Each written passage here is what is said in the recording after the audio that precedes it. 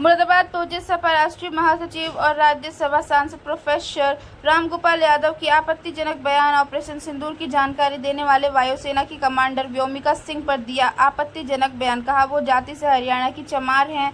सपा सांसद ने अन्य सेना के अधिकारियों की भी गिनाई जाती। वीडियो हुआ वायरल। मुरादाबाद के बिलारी में सपा के कार्यक्रम में बोल रहे थे प्रोफेसर रामगोपाल यादव।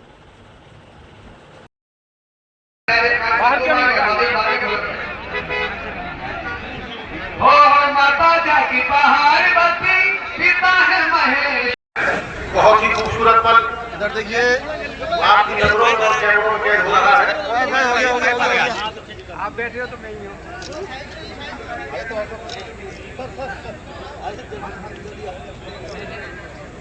सूर्यपाल ठेकेदार, जो लोग नहीं नाम बोले अगली मंच में बैठे सम्मान के लिए। सूर्यपाल ठेकेदार सर इनपुट है ऑफिस सर कुछ सवाल इनपुट है प्लीज सर।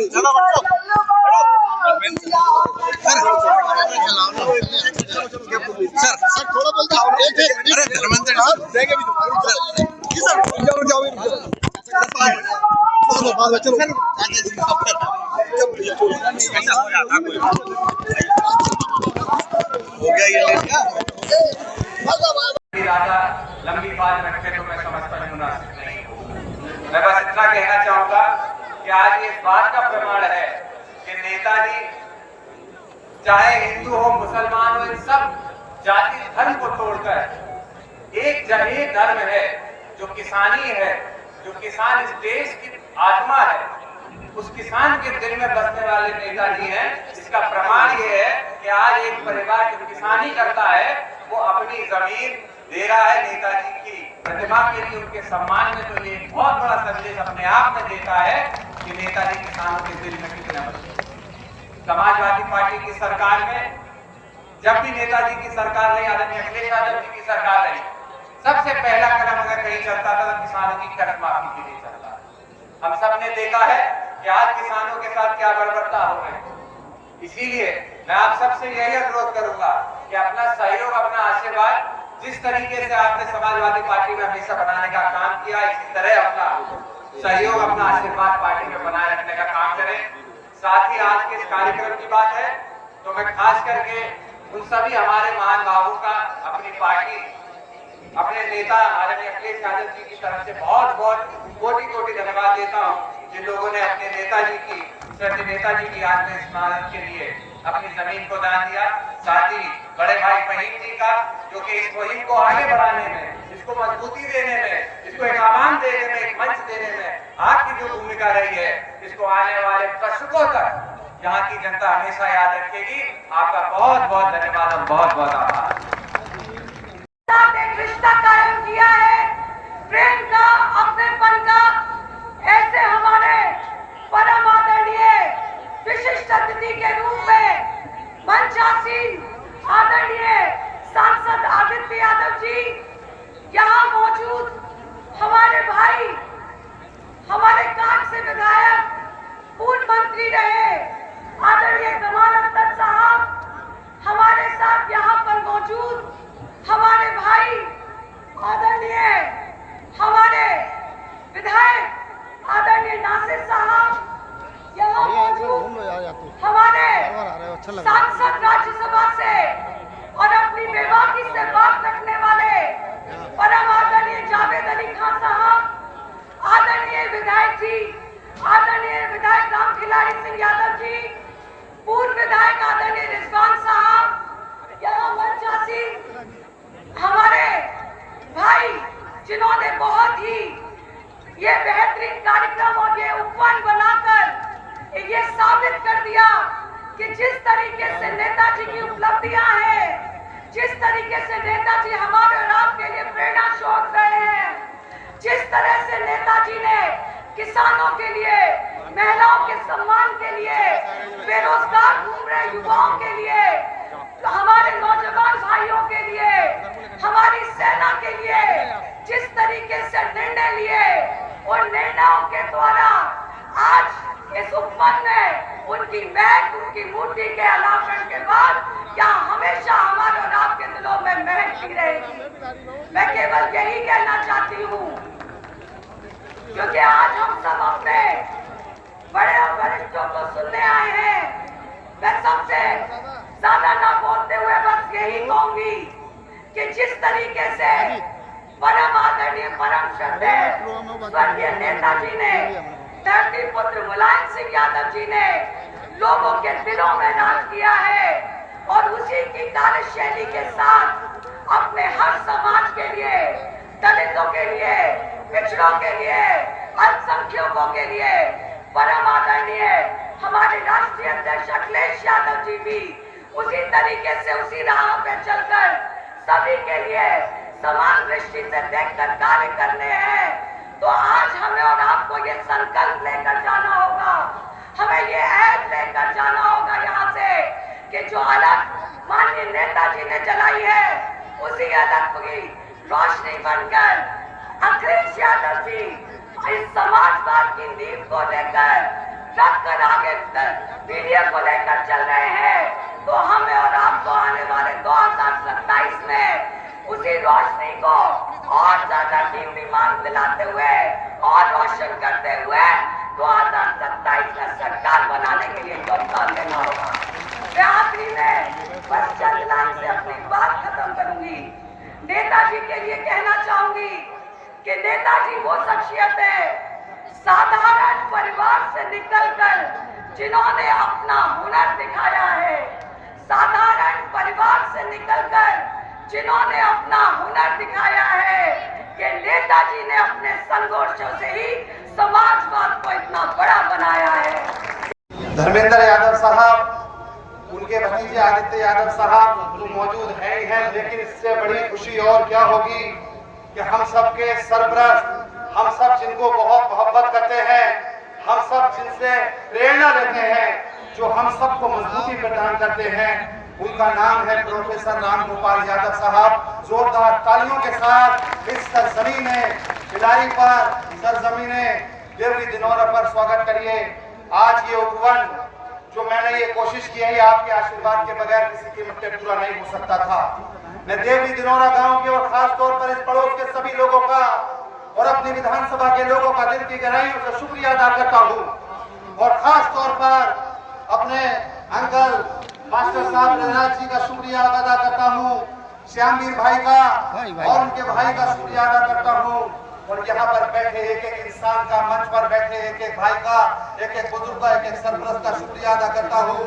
बस इतना कहना चाहता हूँ भाइयों, दोस्तों और बुजुर्गों, नौजवान साथियों, न मेरी कोई हैसियत, न मेरी कोई औकात है। मैं तो आपका भाई, आपका बच्चा, आपका बेटा हूँ। जब विधायक हाजी मोहम्मद इरफान साहब का हादसे में इंतकाल हुआ 10 मार्च 2016 को वो दुनिया से चले गए, तब नेताजी ने, श्रद्धेय नेताजी ने मेरे सर पर हाथ रखकर कहा था कि तुझ में इरफान साहब जिंदा रहेंगे, तेरा नाम मोहम्मद फहीम है, आज से तेरे सर पर हाथ रख रहा हूं, अब तू फहीम इरफान के नाम से जाना जाएगा। वो नाम मुझे अगर किसी ने दिया तो श्रद्धेय नेताजी ने मुझे दिया। इस परिवार ने मुझे अपना बेटा, अपना भाई समझा। 2016 में मैं माननीय शिवपाल चाचा साहब के बेटे आदित्य यादव साहब के बेटे की शादी में, जो माननीय सांसद हैं, मेरे वालिद साहब जा रहे थे, हादसे में इंतकाल हुआ। उसके बाद इस परिवार ने माननीय प्रोफेसर रामगोपाल सिंह यादव साहब ने, माननीय धर्मेंद्र सिंह यादव साहब ने और हम सब के युवा दिलों की धड़कन हमारे बड़े भाई अखिलेश यादव साहब ने मुझ खादिम को, मुझ सेवक को उन मोहब्बतों से नवाजा, उन प्यार से नवाजा कि मेरे यतीम होने के बाद भी सैफई परिवार ने मुझे सरपरस्ती दी।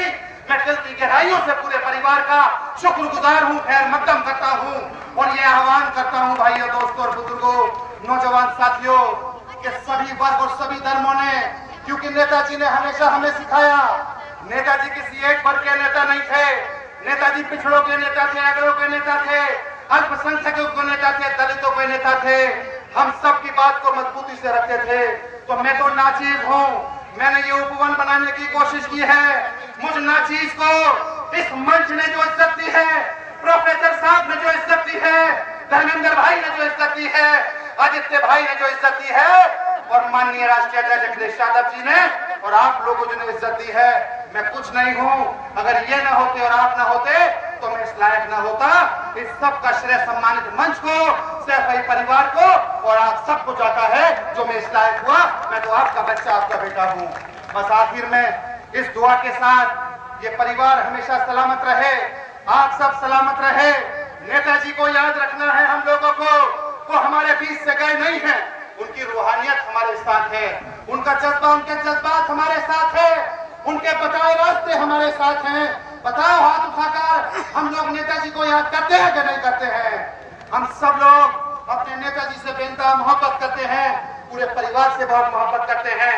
अब बस अपनी बात को मैं गाड़ी को विराम देता हूँ और आपको यह यकीन दिलाता हूँ, मेरी जिंदगी तो कतरा कतरा आप लोगों के ऊपर कुर्बान है, सैफई परिवार पर कुर्बान है, हिंदू मुस्लिम एकता भाईचारे पर कुर्बान है, बच्चे बच्चे पर कुर्बान है।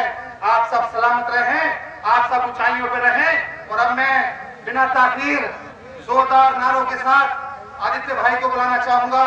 2 नारों के साथ उनका स्वागत करिए। माननीय आदित्य यादव साहब, जोरदार नारों के साथ माननीय सांसद आदित्य यादव साहब। इतना ठंडा होता है कि हमारे सैनिक कुछ न कुछ पता ही नहीं चलता, तब तक पैर गल जाता है या कुछ बर्फ में नीचे चले जाते हैं, ढूंढने नहीं मिलते हैं। 4-4, 5-5 सिपाही रस्सी बांध के चलते हैं कि एक अगर नीचे चला जाए तो रस्सी के सारे इसको खींच लें। नेताजी जब वहां गए तो लेफ्टिनेंट जनरल AK सिंह साथ में थे। पाकिस्तान की तरफ से फायरिंग की आवाज आ रही थी। नेताजी ने कहा ये आवाज कहां से आ रही? बोले पाकिस्तान के लोगों को पता चल गया कि भारत के रक्षा मंत्री आए। तो नेताजी ने कहा था कि आप क्या देख रहे हैं? उसके बाद हमारी सेना ने जो फायरिंग की, आर्टिलरी ने गोले दागे, तो पाकिस्तान की सेना ने सफेद झंडे दिखा दिए। ये इस तरह की बात है। और यही नहीं, एक और घटना हुई थी, इसकी लंबी चर्चा नहीं करना चाहूंगा। एक दिन 2 कृष्णा मेनन मार्ग जो रक्षा मंत्री का आवास था, उस पर नेताजी थे। फारूक अब्दुल्ला साहब कश्मीर के सारे MPओं को लेके, इसमें कांग्रेस के भी थे, BJP के भी थे, नेताजी के पास आए, क्योंकि उससे पहले नेताजी ने एक ऑपरेशन करवा दिया था बॉर्डर पर। और कहा मुलायम सिंह जी, मैं आपको बधाई देने आया हूं, धन्यवाद देने आया हूं। 1947 के बाद पहली बार 2 दिन से हमारी सीमा पर न कोई मारा जा रहा है न गोली चल रही। तो नेताजी तो ऐसे थे, और उनकी प्रतिमा को स्थापित करने के लिए ये जो जगह दी गई है और ये जो काम कर रहे हैं विधायक जी, वो बहुत ही लोगों को प्रेरणा देने वाला हो। जो देखा वो प्रेरित देखेगा, वो प्रेरित हो। आप लोगों को इन्होंने 9 बजे बुला लिया। बहुत गर्मी और उमस है, बहुत देर से हमारी बहनें और भाई यहाँ बैठे हुए हैं, इसलिए मैं ज्यादा कुछ नहीं कहना चाहता हूँ। एक बात कहना जरूर चाहूंगा कि नेताजी की मृत्यु के बाद भारत सरकार ने जब उन्हें दूसरा सबसे ऊंचा पुरस्कार दिया, पद्म विभूषण का, तो सारे देश से, उत्तर से लेकर दक्षिण और पूरब से लेकर पश्चिम, लोगों की ये मंशा थी कि उन्हें भारत रत्न की से सम्मानित किया जाए। लेकिन हाथ में तो गवर्नमेंट के होता है, तो उन्होंने पद्म विभूषण ही दिया, भारत रत्न नहीं। हो सकता है आने वाले वक्त में कभी लोगों की मांग हो और ऐसा वक्त आए तो कोई गवर्नमेंट उन्हें भारत रत्न से विभूषित करे। यहाँ मैं ज्यादा नहीं बोलना चाहता हूं। इस वक्त जिस तरह से मीडिया पे चल रहा है, ऐसा लगता है कि मीडिया ने लड़ा और बीजेपी ने लड़ा। सेना, एयरफोर्स, नेवी का कोई भूमिका नहीं, ऐसा लग रहा है। तो इस बहकावे में, इस भ्रामक प्रचार में ना है। आप लोग सब समझदार हैं। लड़के आपके लड़ रहे थे, सैनिक आपके परिवारों के लड़ रहे थे। जो ये दिखा रहे हैं उनके परिवार का कोई था। सब गांव गरीब किसानों के बेटे थे, अब भी एयर मार्शल भारती के घर पर छप्पर पड़ा हुआ, जिन्होंने पूरा हवाई ऑपरेशन किया, पाकिस्तान के साथों प्रमुख अड्डे थे आतंकियों को नष्ट किया। क्योंकि बड़े घरों के लोग अपने लोगों को भेजते ही नहीं आर्मी, न सिपाही बनने के लिए, न अफसर बनने के लिए। सिर्फ गरीब लोग होते हैं, किसान के लोग, किसान के बेटे होते हैं, गरीबों के बेटे होते हैं। इसलिए जब भी ये युद्ध होता है उसका श्रेय हमारी सेना को ही जाता है, और अगर कोई सेना के श्रेय को खुद लेना चाहे तो वो सेना का अपमान। ये हमेशा ध्यान में रखना, और भ्रामक बातों से, मीडिया से और ये सब जो कर रहे हैं इनसे बहुत सावधान रहें। इनका कुछ नहीं, जनता का है, सैनिकों का है। मैं एक बार फिर आप सबको जो इतनी देर से यहाँ बैठे हुए हैं, भाई को आज के इस मौके पर सबसे पहले आर्मी प्रोफेसर साहब का मैं हृदय से स्वागत करता हूँ, अभिनंदन करता हूँ। ये बिलारी की वो सरजमी है जो सरजमी श्रद्धेय नेताजी की तस्वीर देख के, आर्य अखिलेश यादव जी की मुस्कुराहट देख के, समाजवादी पार्टी के निशान पर जब कोई भी जहां से आया, बिलारी की जनता ने अपने आशीर्वाद देके समाजवादियों को ताकत देने का काम किया। ऐसी शानदार सरजमी पर जहां मैं प्रोफेसर साहब का स्वागत करता हूं, वही फहीम भाई, मैं आपको इस बात के लिए बहुत धन्यवाद देता हूं, क्योंकि आज के इस कार्यक्रम की रूपरेखा काफी दिन पहले से तैयार कर रहे थे फहीम साहब। कई दौर की चर्चा हुई, मैंने भी कुछ सुझाव दिए, आर्मी राष्ट्रीय अध्यक्ष जी से चर्चा हुई, और उसके बाद फहीम साहब ने जो हम सब का सपना था उसको साकार करने की बुनियाद आज यहाँ रखने का काम किया है। उसके लिए मैं बहुत बहुत आपको धन्यवाद देता हूँ। मैं इस मौके पर आपको विश्वास दिलाना चाहता हूँ, जिस दिन ये उपवन तैयार होगा उस दिन इस उपवन का उद्घाटन करने के लिए हम सबके नेता आदरणीय अखिलेश यादव जी आप सबके बीच में होंगे और इस उपवन का उद्घाटन करेंगे। अखिलेश यादव, सदैव नेताजी के बारे में मैं समझता हूं, कुछ मिनट कुछ घंटे छोड़िए, अगर महीनों भी लगातार चर्चा कर लेंगे तो नेताजी के व्यक्तित्व की सारी अच्छाइयां नहीं कह पाएंगे। नेताजी के बारे में चाहे किसान हो, नौजवान हो, बुनकर हो, व्यापारी हो, मुसलमान हो, पिछड़े हो, दलित हो, मजदूर भाई हो, व्यापारी भाई हो, मैं समझता हूं समाज का कोई वर्ग, महिलाएं हो, बच्चियां हो, कोई वर्ग और व्यक्ति ऐसा नहीं है जो वर्ग और व्यक्ति नेताजी के किए हुए कामों से कहीं से अछूता रह गया। आज जब देश के ऊपर हमला हुआ, पाकिस्तान के लोगों ने दुस्साहस किया, हमारे देश के निर्दोष लोगों की जब जान ली, और जब सेना का सवाल आया, सेना के मनोबल का सवाल आया, पाकिस्तान के मुंह तोड़ जवाब देने का सवाल आया, तो मैं समझता हूं देश का शायद ही कोई व्यक्ति होगा जिसने श्रद्धेय नेताजी के रक्षा मंत्री कार्यकाल को याद रखिए। सेना में जब जब चर्चाएं हुई, सेना के मनोबल की जब जब चर्चाएं हुई, तो श्रद्धेय नेताजी ने हमेशा सैनिकों का मनोबल बढ़ाया। श्रद्धेय नेताजी के इस श्रीमुख से हमने एक बार नहीं कई बार सुना है, आपने भी सुना होगा, नेताजी ने कहा कि दुनिया की सबसे बहादुर फौज अगर किसी देश की है तो हमारे हिंदुस्तान की फौज है दुनिया में सबसे बहादुर। नेताजी ने यह भी हम लोगों को बताया कि जब जब फौज को पाकिस्तान का मुकाबला करना पड़ा या विदेशी ताकतों का मुकाबला करना पड़ा, तो हमेशा हमारे हिंदुस्तान की फौज जीतने का काम की, कभी हमारी फौज हारी नहीं। लेकिन जब जब देश के नेताओं के बीच वार्ता हुई दूसरे देशों के लोगों से, तो उस वार्ता में हमारे देश के नेतृत्व ने कमजोरी दिखाई, हमारे देश की सेना ने कभी कमजोरी नहीं दिखाई। ये सब चीजें हम सबको नेताजी ने सिखाई। नेताजी ने हमेशा कहा कि पाकिस्तान बहुत छोटा है, पाकिस्तान को हिंदुस्तान जब चाहेगा हरा देगा, लेकिन हमारे देश को अगर असली खतरा कहीं से है तो चीन से है। और अभी देखिए जो ऑपरेशन सिंदूर हुआ, जिस तरीके के षड्यंत्र हुए देश के साथ, नेताजी की कही हुई वो बातें आज सब कुछ हमारे आपके बीच है।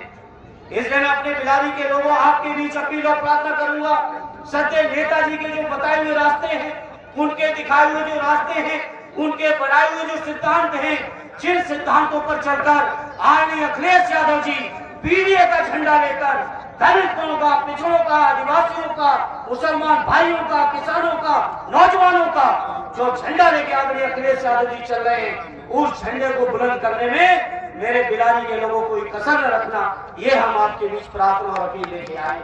इन्हें मैं उम्मीद करता हूँ बहुत जल्दी न केवल ये उपवन तैयार होगा, न केवल आदरणीय राष्ट्रीय अध्यक्ष जी उसके उद्घाटन में आएंगे, बल्कि आप सब ने जो सदैव नेताजी का साथ निभाया है, उसी तरह का साथ हमेशा आदरणीय अखिलेश यादव जी का निभाते रहेंगे। इस उम्मीद और विश्वास के भरोसे रखते हुए एक बार फिर आदरणीय प्रभु साहब का हृदय से स्वागत और अभिनंदन करते हुए सदैव नेताजी को श्रद्धा सुमन अर्पित करते हुए अपनी बात को विराम देता हूँ। जय हिंद, जय भारत।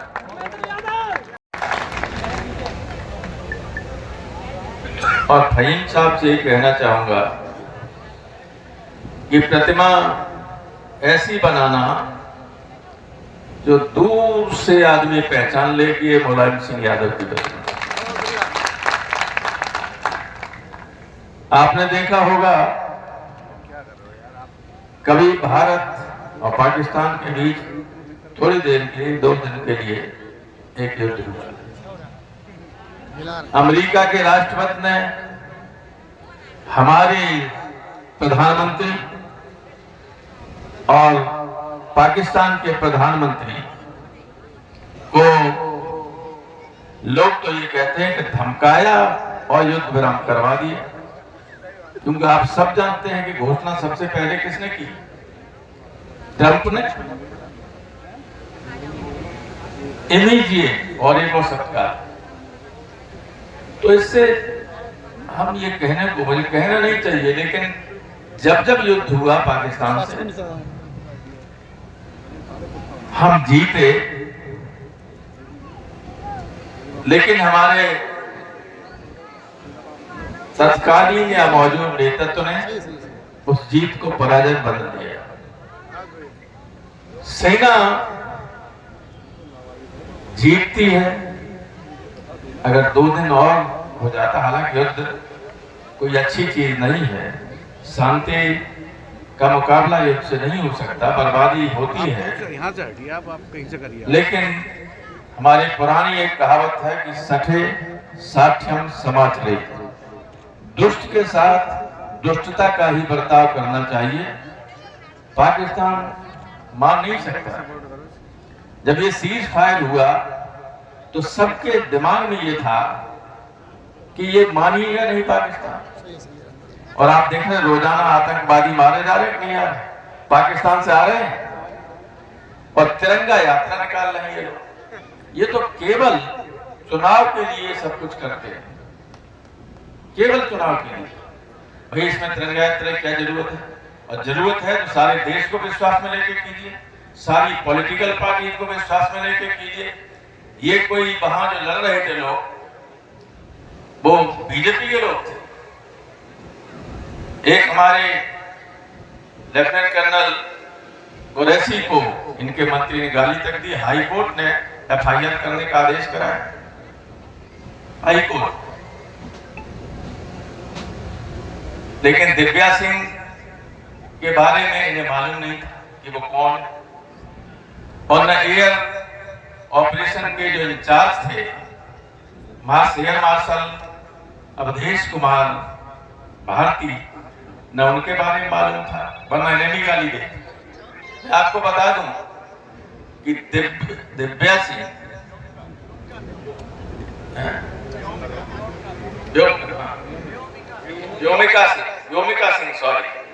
व्योमिका सिंह हरियाणा की जाकर जमात, और एयर मार्शल भारती पूर्णिया के यादव हैं। तो तीनों तो पीडीए के थे। एक को मुसलमान समझ के गाली दी, एक को राजपूत समझ के कुछ नहीं किया, और भारती के बारे में जानकारी नहीं थी। और जब पेपर में आ गया तब ये सोचने को विवश है कि अब क्या करें। तो मानसिकता जब खराब होती है तो सेना की उपलब्धियों के बजाय लोग अपनी उपलब्धियां बताने लगते हैं। जब ये युद्ध विराम हुआ तो आपने देखा होगा कि कुछ चैनल्स ने भारतवर्ष की संसद के उस अंश को दिखाया जिसमें नेताजी बोल रहे थे और कह रहे थे कि अमेरिका क्या, ये कौन होता है अमेरिका हस्तक्षेप करने वाला किसी मामले में भारत के? सुना कि नहीं सुना? और यहाँ लोगों ने ट्रंप के सामने देश का जीतने के बाद भी अपमान, ये बहुत ही खतरनाक बात है। अंतर्राष्ट्रीय राजनीति में हमारा अपमान, लेकिन जो सेना को नेताजी ने दिया वो हिंदुस्तान के किसी रक्षा मंत्री ने आज तक नहीं दिया।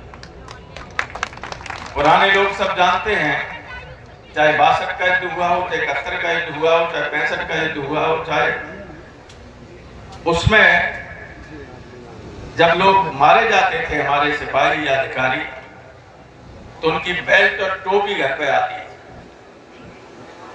नेताजी जब रक्षा मंत्री बने तो उन्होंने कहा कि नहीं, पूरा शरीर आएगा, सब आएगा, ताकि लोग विधिवत उनका अंतिम संस्कार कर सके। और आना शुरू हुआ तब से। मृतकों के लिए उनके गांव तक सड़क बनाना, पैसा देना परिवार को, ये सारा काम नेताजी ने शुरू किया था। फौज का सम्मान बढ़ाने का काम नेताजी ने किया था।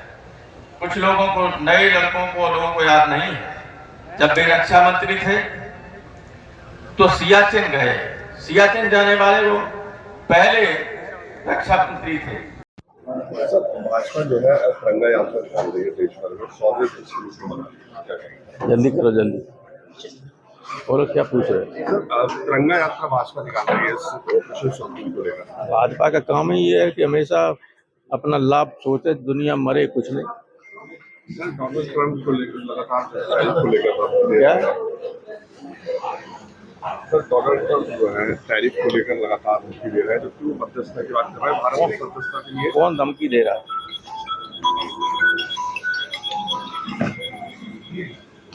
सवाल आपका मैं समझ नहीं पाया क्या? सर कहीं ना कहीं जो डोनाल्ड ट्रंप है वो मध्यस्थता की बात कर रहे हैं, लेकिन भारत इस पूरे मध्यस्थता के लिए जो है वो नकार रहे हैं कि जो भारत ट्रंप ने कोई मध्यस्थता नहीं कराई। अब ये मामला ऐसा है, जब उसने ऐसे समझौता करवा दिया ट्रंप ने, जैसे भारत और पाकिस्तान उसके नौकर। अब ये कुछ भी कहते रहे, दुनिया ने तो देख लिया कि हमारी मिट्टी मिला दी इज्जत। भाजपा के मंत्री ने टिप्पणी की थी, उसके खिलाफ एफआईआर हुई है।